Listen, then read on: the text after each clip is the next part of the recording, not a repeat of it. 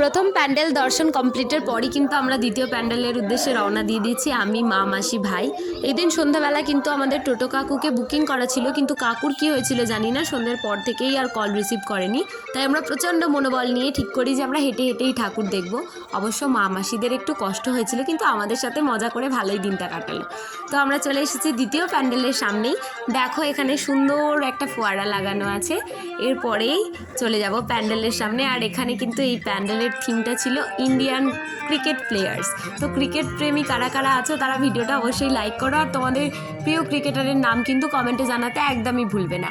এখানে বিরাট কোহলি, সৌরভ গাঙ্গুলি, সচিন টেন্ডুলকার, মহেন্দ্র সিং ধোনি এরকম বড় বড় ক্রিকেটারদের ছবি দেওয়া ছিল। এরপর আমি চলে যাই প্রতিমা দর্শনের উদ্দেশ্যে। মাকে মন ভরে দর্শন করি, মা সবার মঙ্গল করুক, সবাইকে ভালো রাখুক। এরপরে বাইরে বড় বড় ট্রফি দেখলাম, সুন্দর সুন্দর, খুবই ভালো লাগলো। আমার ভিডিও তোমাদের কেমন লাগে জানাতে পারো কমেন্টে। ভিডিওটা লাইক করে দিও, টাটা।